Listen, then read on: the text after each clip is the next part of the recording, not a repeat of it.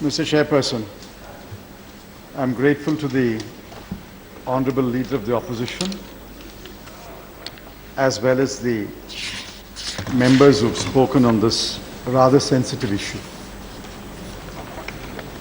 I have no hesitation in saying that there is subtle discrimination against certain sections of the people. We can't deny that. It's that catchy phrase, people like us and people like them. The subtle discrimination is there. Some years ago, this discrimination was based on language. People who did not speak the language of an area were considered as people who do not belong there. Sometimes this discrimination was based on region. About 40, 50 years ago, and Mr. Bandyopadhyay will bear me out, anybody south of the Vindhyas was called a Madrasi. Now what is happening is that, as the Leader of the Opposition pointed out, a very large number of northeastern people, especially boys and girls, are coming to the rest of India, and that I think we should all welcome wholeheartedly. We should encourage them to come to the rest of India. We should encourage them to go to Delhi, to Mumbai, to Bengaluru, to Chennai, to Puducherry. And as this happens, the initial reaction will be a sense of discrimination, but I'm absolutely confident that the good sense and the sense of tolerance that has permeated India through centuries will eventually prevail, and then the sense of discrimination will also disappear over a period of time. But we are in the transition period now. We have therefore to take steps. This is why I said in my statement the steps we have taken, and I'm so happy that every section of the House has strongly pleaded that the sense of discrimination must be removed, sense of alienation must be removed. We must welcome with open arms people of the northeastern states who want to come to other parts of the country. Sir, specific measures have been suggested, and I'll respond to them very quickly. The most common suggestion is helpline for northeastern students, action against those who discriminate in a subtle manner by asking for passport, etc. Are these cells that you have created effective? Can you have reservation for students from the Northeast in Delhi institutions? Was there racial profiling during the BRICS summit? Broadly, these were the issues raised, and I wish to respond briefly to these issues. Firstly, sir, after these matters were brought to my notice, in 2009, we issued a clear standing order in Delhi Police, and this standing order was replaced by an even more comprehensive standing order on the 25th of October 2010. I want to read just a few sentences from this. There has to be a clear zero tolerance policy as far as crime against women in general and as far as northeastern states in particular are concerned. Many problems, including those such as stalking, sending SMSs, etc., can easily be nipped in the bud if the person concerned is contacted and firmly advised to behave himself and not to harass the individual concerned. If there is any complaint that any girl from the Northeast has reported regarding any cognizable offense or eve-teasing or stalking, then a very serious view will be taken against the police officer concerned and also the SHO who is expected to lead from the front. In Delhi, we've identified areas where there is a concentration of northeastern people. These are largely the north and northwest districts and around Delhi University. The police stations that have been identified are Model Town, Mukherjee Nagar, Civil Lines, Roop Nagar, Thimarpur, and we have therefore strengthened police presence here and strengthened police patrolling, covering not only hostels As far as helplines are concerned, I hope the media will carry these numbers. The helplines are for women 1091, there is 1090, there is 2331 7004. So we will try to publicize these helplines. I think these are well known. 1090, 1091, 2331 7004. These helplines can be accessed. We have said that they must be manned round the clock, and an English-speaking officer must always be available if the person calling does not speak Hindi or and can only speak English. So you will appreciate that in 2009 and 2010 a number of new steps have been taken. Now what I propose to do is, since the northeastern children are going to other parts of India, I intend to issue the circular in a modified form as an advisory to all state governments, to all state police, to adopt this and reissue the circular to their own police in whatever form they want to do. Sir, there was some complaint about the BRICS summit. Now, anecdotal evidence can always be found in any occasion, but anecdotal evidence does not become unimpeachable evidence.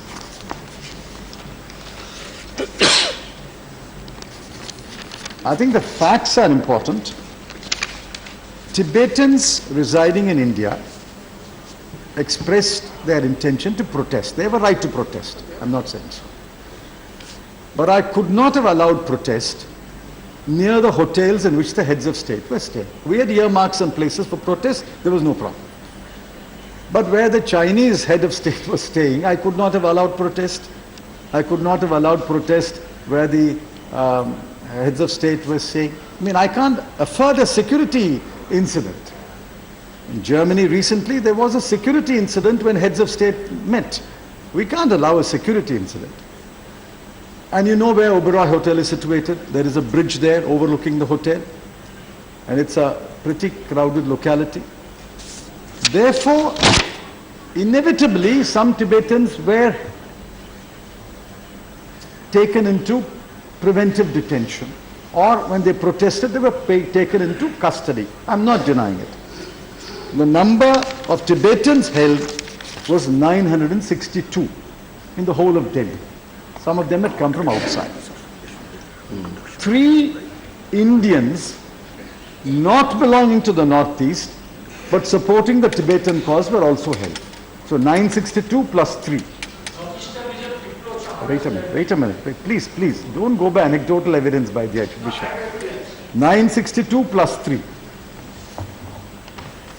4 persons from the Northeast were questioned. Once their identity was established that they were not Tibetans, they were immediately released.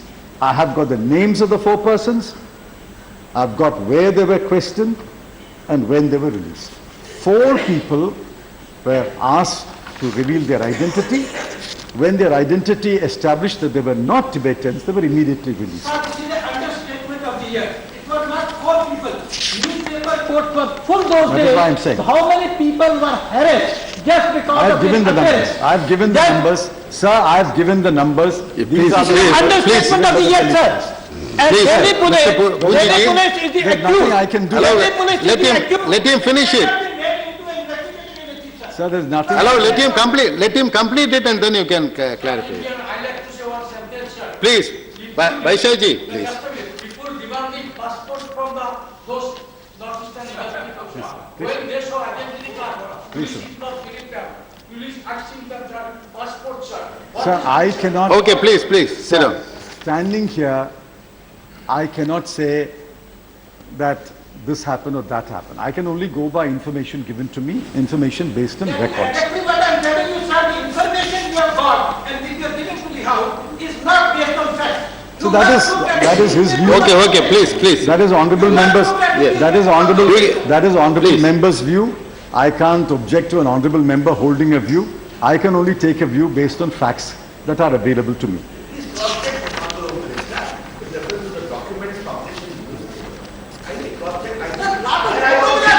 had, basically correct. You can't 900 revisit the whole I thing. said- That's what they are saying. To assure the people of Northeast that the Parliament is also sharing their concern. That's all I'm saying. my Okay, please, statement please, let him. categorically gives that assurance. We cannot get into an argument here whether I'm right or I'm wrong. I can only base my statements on the information available to me from the records. These are given to me. Sir, if this is the, how can I No, reply but now? we cannot go on I discussing. cannot, You can get an investigation. please, Honorable Punjaji, Listen, please, please sit down. please. You have made your point, you have made your point. You are entitled Please. to your view. You are entitled to your view. People are watching us. We are entitled to your view. I have given the facts based on the records. If the officer has given me false information, certainly action will be taken. He knows. He has given it in writing. He has given it in writing. The officer has given it in writing. I know the officer has given it in writing. If he has given me false information, certainly action will be taken against him. The point is that How can it be? as far as these Tibetans are concerned, I was monitoring the situation, and at a point later in the afternoon, I personally spoke to the commissioner and said, all the Tibetans who were held should be immediately released, and they were released.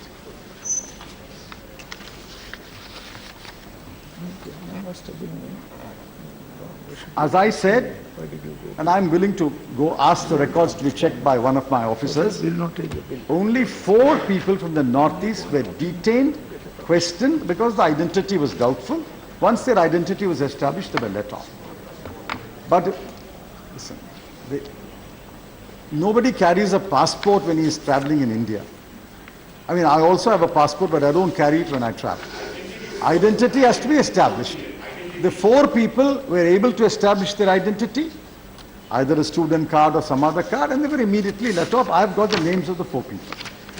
Now, a number of people who were in the vicinity of the heads of state and who had, say, no business to be in the vicinity, no legitimate business to the vicinity because the road had been blocked, the bridge had been blocked.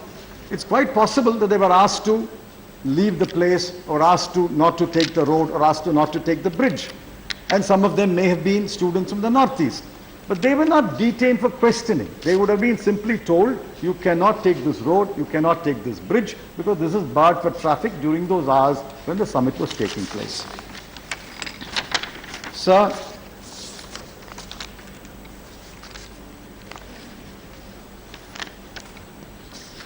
no one, including the Tibetans, was charge sheeted. All of them were detained for short or a couple of hours and were released. No one was charge sheeted because I had given clear instruction that nobody should be charge sheeted for either protesting or expressing a desire to protest. So nobody has been charge sheeted. Now, as far as Mr. Tarun Vijay has sent me a note saying, will you remove the permission for the inner line permit? I mean, I don't have the facts, but as I recall, the inner line permit regulations have been relaxed in a number of states, but it is prevalent in some states. But only last year we relaxed it, I think, in Manipur, we relaxed it in some other state. But the inner line permit is constantly reviewed, and after I took over, we have relaxed it in several states. I think people from the Northeast know that the inner line permit has been relaxed, but just a moment. But we, please listen. We have to balance. Please listen. Inner line permit has been. Please listen. Inner line permit has been relaxed in many states, but I cannot say inner line permit will be removed from everywhere in the Northeast. That's not possible. I have to balance both security and the requirements of promoting tourism. Sir, I have no numbers of children from the Northeast studying in the rest of India. No such numbers are available. And I don't think it's possible to collect such numbers, but that itself will involve some element of racial profiling if you do that. I think children should be allowed to go. I don't think we should ask whether you're from the Northeast or not. Now, I think I've answered most of the questions. Thank you. Para 9 must be read in the context of the call attention motion. Para 9 must be read in the context of the call attention motion. And I think if you read it in that context, there's nothing wrong in Para 9. Now, all I can assure this House and the people of this country is, I welcome the mingling of northeastern children in the rest of India. I'm very happy to see them in the aviation industry, in the hospitality industry, in the retail industry, in malls, in shops. I'm very happy to see them. Hospitality industry, aviation industry, nursing, we're very happy to see them. We welcome, and I hope more and more of them will go to different parts of India.